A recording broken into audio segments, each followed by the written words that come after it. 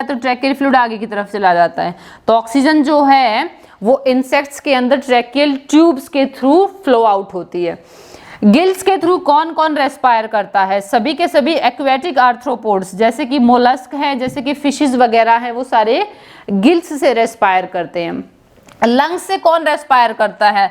और सभी के सभी रेप्टाइल्स। अब ये टेट्रापोड्स के अंदर आ गए हम, जब एनिमल किंगडम करेंगे आपको बताया जाएगा कि ये टेट्रापोड्स में कौन कौन आते हैं। रेप्टाइल्स हैं, बर्ड्स हैं, मैमल्स हैं, ये सारे टेट्रापोड के अंदर आते हैं। तो ये सभी के सभी लंग्स से रेस्पायर करते हैं। क्लियर भाई? चलिए अब हम आते हैं नेक्स्ट हमारे ह्यूमन रेस्पिरेटरी सिस्टम के ऊपर। ह्यूमन रेस्पिरेटरी सिस्टम जो है वो कैसे डेवलप होता है और इसकी क्या क्या स्पेशलाइजेशन है और कैसे इसके अंदर पाथवे डेवलप होता है। तो ह्यूमन रेस्पिरेटरी सिस्टम को हम दो पार्ट में डिवाइड करते हैं। पहला है रेस्पिरेटरी ट्रैक और दूसरा है लंग्स। लंग्स को इस वीडियो के अंदर अभी डिस्कस नहीं करेंगे, अभी हम यहाँ पे सिर्फ रेस्पिरेटरी ट्रैक डिस्कस करने वाले हैं। मैं आपको सिंपल एक पाथवे बताती हूँ जो आपको नॉर्मल पता भी है कि हम कैसे इंस्पायर करते हैं। तो रेस्पिरेटरी ट्रैक में पहला आता है एक्सटर्नल नोस्ट्रिल। हम पहले एक्सटर्नल नोस्ट्रिल्स हैं, फिर नेजल चैम्बर आएगा, नेजल चैम्बर से इंटरनल नोस्ट्रिल जो हमारे फेरिंक्स के अंदर खुल जाते हैं, और फेरिंक्स के अंदर एयर फिर जाती है नेजोफेरिंक्स पार्ट में, नेजोफेरिंक्स से फिर जाती है common pathway of food and air pharynx में, और वहां से ट्रैकिया के ऊपर लगे हुए ढक्कन के ऊपर जिसको बोलते हैं ग्लोटिस, और ग्लोटिस से लैरिंक्स वॉइस बॉक्स के पास एयर जाती है, फिर ट्रैकिया के पास जाती है, और फिर सीधा ब्रैंकियल ट्री आ जाता है। ब्रैंकियल ट्री को हम डिटेल में आगे डिस्कस करने वाले हैं। मैंने यहाँ पे इतना ही छोड़ दिया है कि ब्रैंकियल ट्री में क्या आ जाए, ट्रैकिया, ट्रैक्यूल्स आ जाएंगे, प्राइमरी सेकेंडरी टर्शियरी ट्रैक्यूल्स, और फिर कंप्लीट रेस्पिरेटरी ट्री आ जाता है। तो इसका मतलब ये वाला जो पोर्शन है ये किसका पार्ट है? आगे लंग्स का पार्ट है। तो इसको जब लंग्स पढ़ेंगे तब इसको डिस्कस करेंगे। क्लियर? अभी हम सिर्फ और सिर्फ एक्सटर्नल पार्ट पढ़ते हैं हमारा, कि एक्सटर्नल जो है उसमें क्या क्या पोर्शन प्रेजेंट होते हैं। तो पहला है, इसमें पहला जो पार्ट है हमारे नोज से अगर हम स्टार्ट करें, नोज एंड नेजल पैसेज। देखिए आपकी बुक्स में बहुत सिंपल वे में लिखाया होगा, दिया होगा उसमें, लेकिन इसके अंदर बहुत सारी ऐसी चीजें होती हैं which are necessary for your knowledge also as for the clear of the explanation also।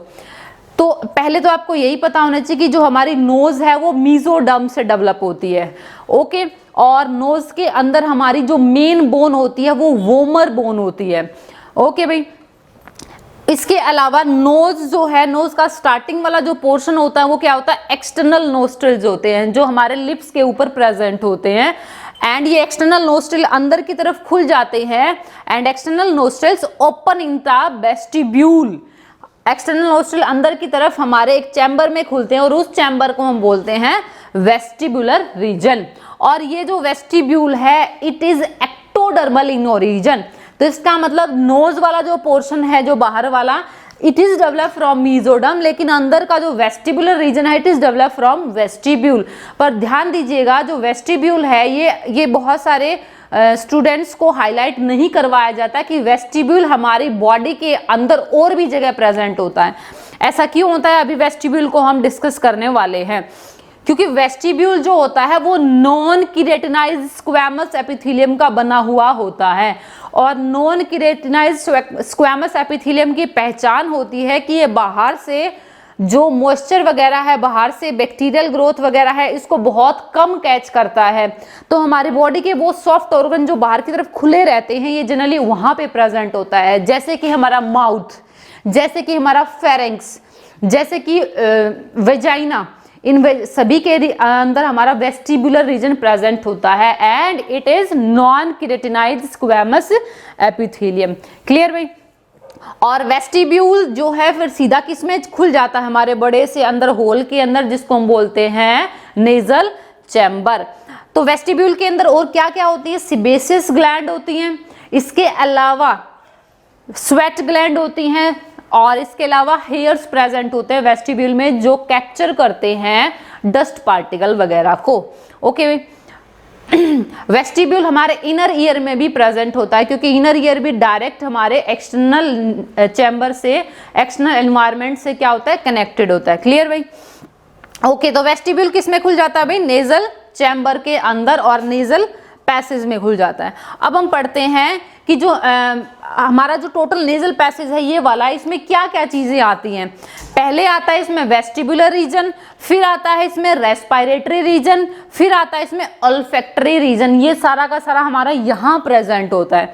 Vestibular region पढ़ लिया हमने, जस्ट टोटल हमारा जो नेजल पोर है उनके पीछे प्रेजेंट होता है। लेकिन रेस्पिरेटरी रीजन है जो अंदर पूरा का पूरा बनने वाला है, ये किससे बना होता है? ये बना होता है ज़्यूडोस्ट्रेटिफाइड सिलिएटेड कॉलुमनर ग्लैंडुलर एपिथेलियम से बना हुआ होता है। इसकी एक्सप्लेनेशन हम डिटेल में तब पढ़ेंगे जब हम ट्रैकिया पढ़ेंगे। ज़्यूडोस्ट्रेटिफाइड का मतलब ये बिल्कुल सीधा नहीं होता, इसमें एक बड़ी सेल होती है, एक छोटी सेल होती है। इसके अलावा ज़्यूडोस्ट्रेटिफाइड का सिलिएटेड का मतलब इसमें सीलिया होते हैं ताकि ये डस्ट पार्टिकल वगैरह को कैप्चर भी करते हैं।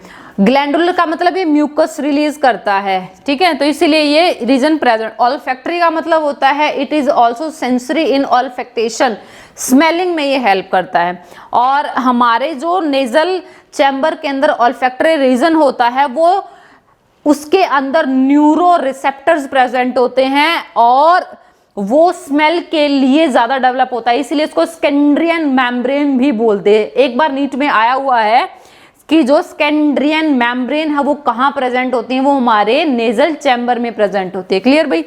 ये मैंने यहाँ पे इसको हाईलाइट किया हुआ है, स्कैंड्रियन मेम्ब्रेन। मैं यहाँ फिर लिख देती हूँ, इट इज SCHNEIDARIAN, स्कैंड्रियन मेम्ब्रेन बोलते हैं हमारे ऑल्फैक्टरी रीजन को। क्लियर भाई? और उसके बाद में हम लास्ट करने वाले हैं नेजल कॉन्की क्या है। हमारे जब हम नोज को अंदर से फील करते हैं तो there are ridges in our nasal conchae. जैसे हमारे इंटेस्टाइन के अंदर विलाई डेवलप होती हैं उसके सरफेस एरिया को बढ़ाने के लिए, वैसे ही नेजल कॉन्की डेवलप होती हैं हमारे नेजल चैम्बर के एरिया को बढ़ाने के लिए। और ये 3 नेजल कॉन्की प्रेजेंट होती हैं।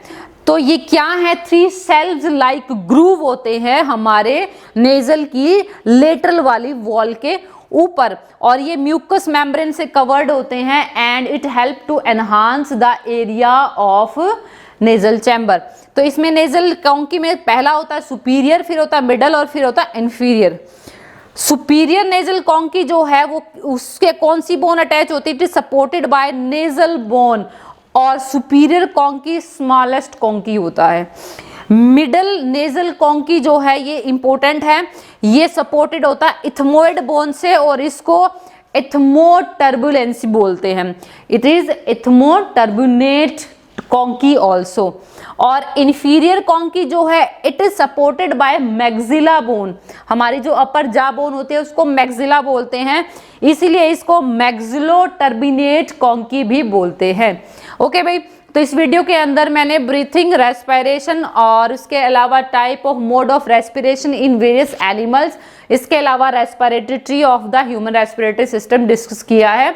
और अभी हम नेक्स्ट वीडियो के अंदर करने वाले हैं ह्यूमन रेस्पिरेटरी सिस्टम को। इस वीडियो को देखने के लिए थैंक यू और वीडियो को लाइक ज़रूर करना।